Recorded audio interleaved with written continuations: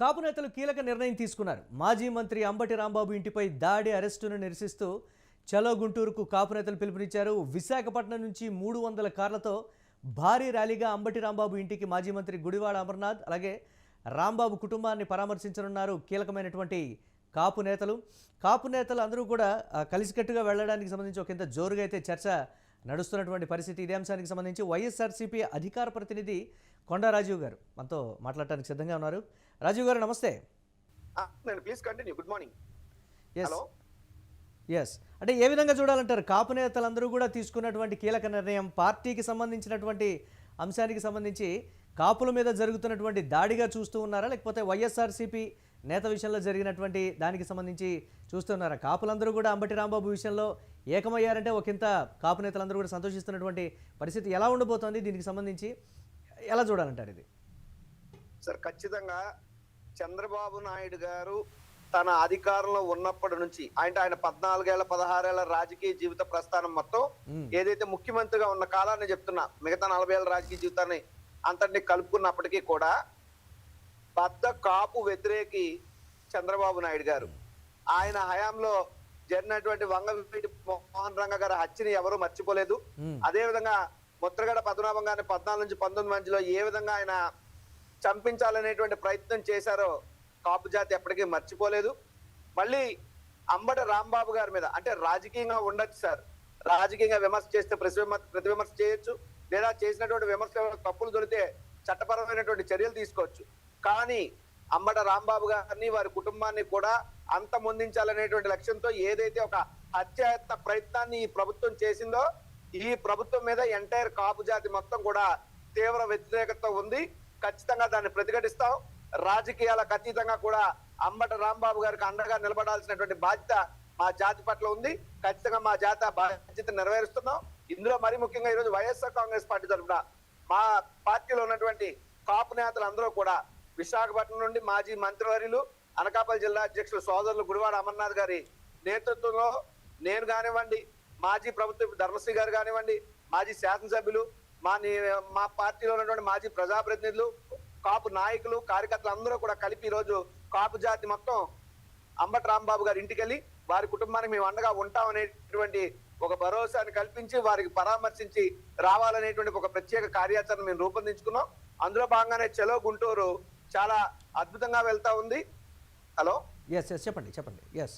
చలో గుంటూరు అనేటువంటి కార్యక్రమం చూస్తే వందలాది కార్లు చాలా మంది స్వచ్ఛందంగా ముందుకు వచ్చి సాటి కాపు సోదరుడుగా అంబటి రాంబాబు గారికి మేము కూడా అండగా నిలబడతామనే పరిస్థితులు ఉన్నాయి. సో అందులో భాగంగానే ఈరోజు మేమంతా కూడా గుంటూరు వెళ్తా ఉన్నాం. అంటే పార్టీలకు అతీతంగా, అంటే కాపులకి ఇచ్చినటువంటి పిలుపు పార్టీలకు అతీతంగా కొంతమంది అందుకున్నారు అనేటువంటి మాట దీనికి సంబంధించి అంటే మీరు కాపులకు ఇచ్చారా, వైఎస్ఆర్ కాంగ్రెస్ పార్టీలో ఉన్నటువంటి కాపులకు ఇచ్చారా? అంటే రాజకీయ పరమైనటువంటి అంశం, కులపరమైనటువంటి అంశం రెండు కలిసిపోయి ఎక్కడో ఏదో సంబంధించి ఏదో దారి తీస్తుంది అనేటువంటి ఒక రకమైన కామెంట్ వినిపిస్తుంది కదా, దాన్ని ఎలా చూడాలంటారు? ఇచ్చినటువంటి పిలుపు అయితే సోదరులు గుడివాడ అమర్నాథ్ గారు ఇచ్చినటువంటి పిలుపు అయితే వైఎస్ఆర్ కాంగ్రెస్ పార్టీలో ఉన్నటువంటి కాపు నేతలు అందరం కూడా వెళ్ళాలి అనేటువంటిది పిలుపు. అయితే వైఎస్ఆర్ కాంగ్రెస్ పార్టీలో ఉన్న కాపులే, జనసేనలో ఉన్న కాపులే, తెలుగుదేశంలో ఉన్న కాపులే, ఆఖరికి ప్రజాశాంతి పార్టీలో ఉన్న కాపులే. కాపులు వేరే పార్టీలో ఉన్నంత మాత్రాన జాతి ఏం మారిపోదు కదా. అయితే ఏ పార్టీ ఉన్నప్పటికీ కాపు జాతి మీద జరిగే వివక్షని ఇక్కడే ఒక డిస్కషన్ అయితే నడుస్తోంది. వైఎస్ఆర్ కాంగ్రెస్ పార్టీ మాజీ మంత్రి కీలక నేతగా ఉన్నటువంటి అంబటి రాంబాబు మీద జరిగినటువంటి దాడిని వైఎస్ఆర్ కాంగ్రెస్ పార్టీ ఇమీడియట్గా కూడా ఇటు కులపరంగా డైవర్ట్ చేసింది అనేటువంటి అంశం ఒకవేళ పిలుపునిస్తే ఆ రెస్పాన్స్ కూడా ఏ విధంగా ఉంటుందో చూద్దాం అనేటువంటి కోణం అంటారా, లేకపోతే దీనికి సంబంధించి కాపుల అసలు ఐక్యత ఏ విధంగా ఉందో తెలుసుకునేటువంటి ఒక ప్రయత్నం కూడా ఈ విధంగా తెలుస్తుంది అనేటువంటి ఒక కోణమా, ఇలా చూడొచ్చు అంటారా? ఇది సార్ ఖచ్చితంగా దీని మీద వైఎస్ఆర్ కాంగ్రెస్ పార్టీ రాజకీయంగా వాడుకోవాలనుకుంటుంది, లేదా కులానికి ఏదో అంటగట్టాలనుకుంటుంది. అవన్నీ కూడా కేవలం రాజకీయ పరమైనటువంటి విమర్శలు, డైవర్షన్ పాలిటిక్స్ లో భాగంగా జరిగినటువంటిదే తప్పితే ఇంకొకటి కాదు. నేను అడుగుతున్నా, చంద్రబాబు నాయుడు గారి రాజకీయ జీవితాన్ని, చరిత్రని చూడమని అడుగుతున్నా. కాపులు ఉన్నటువంటి ముద్రగడ పద్మనాభం గారినో, వంగవీటి మోహన్ రంగ గారినో, లేదా ఇప్పుడు ఉన్నటువంటి అంబటి రాంబాబు గారినో, లేదా గతంలో ఇప్పుడు వాళ్ళ పార్టీలో ఉన్నటువంటి కన్నా లక్ష్మీనారాయణ గారు ఆయన నోటి ఆయనే చెప్పాడు, కృష్ణా జిల్లాలో రంగా గారిని ఎలిమినేట్ చేశారు, గుంటూరులో నన్ను కూడా భౌతికంగా ఎలిమినేట్ చేయాలని చంద్రబాబు నాయుడు ప్లాన్ చేశాడు. ప్లాన్ చేస్తే ఆ రోజు అది కుదరలేదు అన్నటువంటి విషయాన్ని ఇదే కన్నా లక్ష్మీనారాయణ గారు మాట్లాడారు. కన్నా లక్ష్మీనారాయణ గారు టీడీపీలో ఉన్నంత మాత్రాన కన్నా లక్ష్మీనారాయణ గారికి చంద్రబాబు నాయుడు గారు దేవుడు అయితే అయ్యి ఉండొచ్చు, కానీ చరిత్ర ఎవరు మార్చలేరు కదా. ఇదే వంగవీటి మోహన్ రంగా గారు అబ్బాయి వంగవీటి రాధా గారు అనేక సభల్లో అనేక పత్రికా సమావేశాల్లో కూడా నా తండ్రిని ఆ రోజు చంద్రబాబు నాయుడు గారి ప్రభుత్వం అంతమొందించింది, చంద్రబాబు నాయుడు గారి నేతృత్వంలో అంతమొందించారన్నటువంటి మాటని ఆ రోజు ఆయన చెప్పారు. అయితే నేను ఒకటే అడుగుతున్నా, చెప్పండి. నేను ఒకటే అడుగుతున్నా, ఈ రోజు రంగా గారి అబ్బాయి తెలుగుదేశం పార్టీలో ఉన్నంత మాత్రాన చంద్రబాబు నాయుడు గారు ఏం రాధాని రంగా గారి విషయంలో చాలా గొప్పగా చేశారని ఎవరు అన్నారు కదా, దాని చరిత్ర ఎవరు మార్చలేరు. రంగా గారైనా ముద్రగడ గారైనా అంబటి రాంబాబు గారైనా అంతెందుకండి. అంటే పొలిటికల్ ఇష్యూ, ఇక్కడ పొలిటికల్ ఇష్యూ అంతా కూడా ఒక సెన్సిటివ్ ఒక కుల ఇష్యూ కిందకి వెళ్ళిపోతుంది అనేటువంటి మాట. ఒకవేళ ఆ స్థాయిలో కానీ స్పందన వస్తే పార్టీ స్టాండ్ ఏంటి, ఎలా తీసుకుంటారంటారంటే ఇది ఒక రాజకీయపరమైనటువంటి అంశంగా పక్కకు పోయి ఒక కుల ప్రస్తావన కింద హైలైట్ అయితే ఎవరికి లాభం ఎవరికి నష్టం అనేటువంటి ఒక కోణం కూడా వస్తుంది కదా ఈ ర్యాలీకి సంబంధించి. సార్ నాకు అర్థం కాదు, అంటే ఈ కాపు జాతిలో ఉన్నటువంటి వ్యక్తికి అన్యాయం జరిగితే ఆయన చంపాలనేటువంటి కుట్ర జరిగితే సాటి కాపు సోదరులందరూ కూడా ఆయనకు అండగా నిలబడడానికి వెళ్తే ఇన్ని ప్రశ్నలు ఎందుకు ఉత్పన్నం అవుతున్నాయి? అంటే ముందుగా జరిగింది ఇక్కడ లేదు లేదు, ఇది టీడీపీలో ఉన్నటువంటి ఒక నిమిషం మీరు అన్నారు కాబట్టి నేను ఆ విషయాన్ని నేను మాట్లాడుతున్నాను. తెలుగుదేశం పార్టీలో ఉన్నటువంటి నేతలా లేకపోతే జనసేనలో ఉన్నటువంటి నేతల వాళ్ళు ప్రశ్నిస్తున్నారా, లేకపోతే సగటు కాపు సోదరుడు ఈ విధంగా మాట్లాడుతున్నాడు అనేటువంటి అంశం పక్కన పెడితే రాజకీయపరమైనటువంటి అంశంగా రాజకీయపరమైనటువంటి దాడిగా ప్రారంభమైనటువంటి అంశం ఎటు డైవర్ట్ అవుతోంది, లేకపోతే ఈ సందర్భంగా కాపు నేతలందరినీ కూడా ఒక తాటికి మీదకి తీసుకొచ్చేటువంటి ఒక ర్యాలీగా కింద దీన్ని చూస్తున్నారంటారా? పొలిటికల్ పార్టీస్ ఏ స్టెప్ తీసుకున్నా కానీ పొలిటికల్ బెనిఫిట్ డెఫినెట్గా ఎక్స్పెక్టేషన్స్ అనేవి ఉంటాయనేటువంటి ఒక మాట ఉంది. దాన్ని మీరు అవునన్నా కాదన్నా ఎంతో కొంత ఒకవేళ వచ్చినా కానీ ఆ క్రెడిబిలిటీ తీసుకునే స్టేజ్లోనే పార్టీలు ఉంటాయి తప్ప వద్దనుకునేటువంటి పరిస్థితులు ఉంటాయి. అందుకే పర్టికులర్గా ఈ ఇష్యూ అలా రైజ్ అవుతున్నటువంటి పరిస్థితి. సరే, ఇది అధికార పక్షం ప్రశ్నిస్తోంది అనుకోండి, ఒకవేళ ఈ మాటకి ఏం చెప్తారు మీరు? నేను ఒకటే చెప్పదలుచుకున్నా, పాయింట్ బై పాయింట్. ఒక పట్టాభి గారి మీద ఏదో జరిగితే ఎంటైర్ వాళ్ళ జాతి నిలబడితే అప్పుడు ఏ ప్రశ్నలు రావు. లేదా మరో జాతికి ఏదైనా అన్యాయం ఎవరైనా వ్యక్తిలో ఒక వ్యక్తి మీద దాడి జరిగితే ఆ యొక్క దాడిని ఉదాహరణకు ఒక బీసీ నాయకుడిని ఏదో ఒక దళిత నాయకుడిని ఒక గిరిజన నాయకుడిని అలా తీసుకుని మాట్లాడినప్పుడు వెంటనే ఏమంటారు, దళితుల మీద దాడి జరిగింది అంటారు. తప్పేం కాదు, అది వాళ్ళ జన్మ హక్కు. అలాగే ఇప్పుడు కాపుల మీద దాడి జరిగింది, కాపు నాయకుడి మీద దాడి జరిగిందని మేము చెబితే దాంట్లో వచ్చి నొప్పేంటి, ఇబ్బంది ఏంటి? అంటే ఇప్పటికీ కూడా మీరు కాపుల మీద వివక్ష చూపిస్తానే ఉన్నదా తెలుగుదేశం పార్టీ? నేను అడగదలుచుకున్నా. ఒకటి. రెండు, మేము శవాల మీద పేలాలు ఏరుకునే రాజకీయం చెయ్యం. ఎట్టి పరిస్థితుల్లో కూడా ఆ రకమైనటువంటి ఆలోచన లేదంటే దీన్ని ఏదో రాజకీయంగా వాడుకోవాలనేటువంటి ఆలోచన గాని మాకేమాత్రం లేదు. ఇది కేవలం కాపుల్లో వచ్చినటువంటి స్పందన. దట్టు అంబటి రాంబాబు గారు అని ఆయన మాకు రాష్ట్ర అధికార ప్రతినిధిగా మేము ఆయనతో కలిసి పనిచేసాం. మా సహచరులు మా గవర్నమెంట్ లో మంత్రిగా పనిచేశారు. అలాగే గుడివాడ అమర్నాథ్ గారు కూడా ఆయన సహచర మంత్రిగా పనిచేశారు, వాళ్ళ తండ్రి గారితో పనిచేశారు. ఇన్నాళ్ళు మేము ప్రయాణం చేసినప్పుడు పని చేసినప్పుడు సాటి వ్యక్తిగా మా పార్టీలో ఉన్నటువంటి నాయకుడిగా ఆ సామాజిక వర్గానికి చెందినటువంటి నాయకుడిగా ఆయనకి మీద హత్యాయత్నం ఆయన అంతమొందించాలనేటువంటి కుట్ర జరిగినప్పుడు మా జాతి మొత్తం మేము వెళ్ళి ఆయనకు అండగా నిలబడితే ఇన్ని ప్రశ్నలు ఎందుకు ఉత్పన్నం అవుతున్నాయి? దీన్ని ఖచ్చితంగా ఒక అన్యాయం జరిగినటువంటి వ్యక్తికి హత్యాయత్నానికి గురి కాబడినటువంటి వ్యక్తికి ఆయన కుటుంబానికి పరామర్శించి మానవీయ కోణంలో మా జాతి నాయకుని కాపాడుకోవడానికి వైఎస్ఆర్ కాంగ్రెస్ పార్టీ కాపు నాయకులందరూ కలిసి వెళ్లాలని అనుకున్నాం. అదే ఈ రోజు జరుగుతున్నట్టే. ఇందులో ఏ రాజకీయ కోణం లేదు, మరో కుట్ర కోణం లేదు. ఖచ్చితంగా రాంబాబు గారికి అండగా ఉండడానికే మేమందరం కూడా చెలగుంటారు కార్యక్రమాన్ని. అంటే పార్టీలకు ఇక్కడ కాపు ర్యాలీ అనేటప్పటికీ పార్టీలకు అతీతంగా ఏమైనా స్పందన వస్తుందా? అంటే ఇతర పార్టీల్లో ఉన్నా కానీ రాజకీయాలు వేరు, వ్యక్తిగతమైనటువంటి స్నేహాలు వేరుగా ఉండేటువంటి పరిస్థితి ఉంటుంది. ఇతర పార్టీల నుంచి కూడా మేము కూడా దీనికి సంఘీభావంగా అంటే ఫ్రెండ్లీగా సంఘీభావం ప్రకటిస్తున్నాం, మీరు వెళ్ళండి, మీరు అంతా చేయండి, మనవాళ్ళు కాబట్టి అనేటువంటి ఏమైనా మెసేజెస్ కానీ లేకపోతే ఆ స్థాయి సపోర్ట్ ఉందంటారు ఇతర పార్టీల నుంచి ఇక్కడ రాజకీయ కోణం ఒకటే చూడద్దు అంటున్నా నేను. రాజకీయ పార్టీ మేము మా అనకాపల్లి జిల్లా అధ్యక్షుడు పిలుపు మేరకు మా పార్టీ మేమంతా కదులుతుంటే విశాఖపట్నంలో మేము మా 1 టౌన్ పాత ప్రాంతం పూర్ణ మార్కెట్ దగ్గర నుంచి బయలుదేరితే ఉదాహరణకి ప్రతి జంక్షన్ లో కూడా అంటే లైక్ ఉదాహరణకి ఒక బిహెచ్పి జంక్షన్ తీసుకున్నా, ఒక గాజువాక్ జంక్షన్ తీసుకున్నా, అక్కడ నుండి అలాగా ఏ మండల హెడ్ క్వార్టర్స్ హైవేలో ఏది తగిలినా అక్కడికక్కడ కాపులందరూ వస్తా ఉన్నారు, వచ్చి సంఘీభావం తెలుపుతా ఉన్నారు.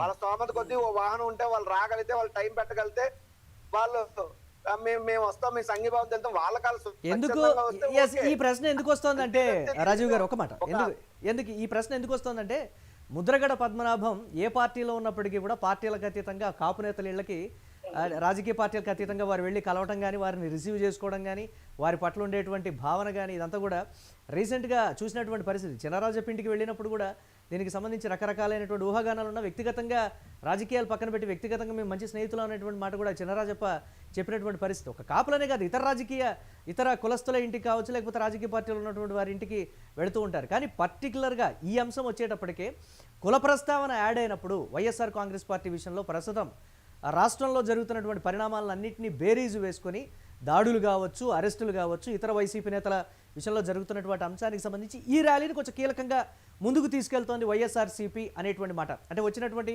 స్పందన కానీ ఉన్నటువంటి ఐక్యత విషయంలో కానీ అలా చూడకూడదంటారా ఇది? సార్, నేను ఒక యువకుడిగా, విద్యావంతుడిగా, బాల్యం నుంచి రాజకీయాలు చేసిన వ్యక్తిగా నేను నమ్మేటటువంటి సూత్రం ఒకటి: రాజకీయాలు అనేటువంటివి కేవలం ఎన్నికలప్పుడు మాత్రమే జరగాలి. ఓకే. రాజకీయాలు అయిపోయిన తర్వాత కులాలకు, మతాలకు, పార్టీలకు, ప్రాంతాలకు అతీతంగా మనుషులుగా మనందరం కలిసిమెలిసి సమాజ సమగ్రాభివృద్ధి కోసం రాజకీయాలు ఉన్నటువంటి వ్యక్తులు కృషి చేయాలి. నేను నమ్మినటువంటి సూత్రం, నేను అవలంబిస్తున్నటువంటి సూత్రం ఇదే. ఇప్పుడు మీరు ఏదైతే ముద్రగడ పద్మనాభం గారి గురించి చెప్పారో, మరి అదే ముద్రగడ పద్మనాభం గారి దగ్గరికి దేవినేని నెహ్రూ గారు అబ్బాయి దేవినేని అవినాష్ గారు వెళ్ళి కూడా మర్యాదపూర్వకంగా కలిశారు. అంటే కులాలకు అతీతంగా కూడా మనస్తత్వాలు ఉండాలి, మంచి తరాలు బయటికి రావాలనేటువంటి ఆలోచన ఉన్నటువంటి వ్యక్తులు సమాజంలో ఉన్నారు. కాబట్టి ఈ కులం వచ్చారు, ఆ కులం రాలేదు, లేదా ఈ కులం కోసం వీళ్ళు వెళ్ళారు, అంత మాత్రం కులాన్ని రెచ్చగొడుతున్నారు అనేటువంటి అపోహలు తప్పు అని నేను చెప్తున్నా. మా పార్టీగా మేమేం దీన్ని అడ్వాంటేజ్ తీసుకోవాలనుకోవట్లేదు. అంత మాత్రాన్న ఒక మేధావి మౌనం సమాజానికి ప్రమాదకరం. ప్రశ్నించేవాడు ఇంట్లో ఉంటే చేతగానోడు గద్దెలెక్కుతాడు. ఈ రోజు ఆ గద్దెలెక్కిన వాళ్ళు గద్దల్లా మా జాతి తాలూకా మనుషులు తినేబోయే ప్రయత్నం చేస్తే కాకి చచ్చిపోతే 10 మంది కాకులు వచ్చి కావు కావు అంటాయి. సార్, మా కాపులం వెళ్తే తప్పే ఉంది, వెళతాం, సంఘీభావం తెలియజేస్తాం, మేము అండగా ఉంటాం అన్నటువంటి విషయాన్ని సందర్భంగా ఇప్పుడు వెళ్ళారు, పరామర్శించారు, ర్యాలీ సక్సెస్ అయిపోయింది, అంతా కూడా గ్రాండ్ సక్సెస్. ఏంటి వైఎస్ఆర్సీపీ స్ట్రాటజీ ఏంటి తర్వాత అంబటి రాంబాబు విషయంలో పర్టికులర్ గా? సార్, మీరు ఒక ఇప్పుడు జగన్మోహన్ రెడ్డి గారు ఇప్పుడు మీరు అన్నట్టుగా ఇది కాపు ర్యాలీ కాబట్టి పర్టికులర్ గా నేను అంబటి విషయం ఎత్తారు. తర్వాత జోగి రమేష్ ఇష్యూ ఉంది, అది కూడా నేను మాట్లాడతాను, దాని గురించి సంబంధించి కాదు. పర్టికులర్గా అంబటి రాంబాబు విషయంలో ఈ ర్యాలీ సక్సెస్ అయిపోయింది.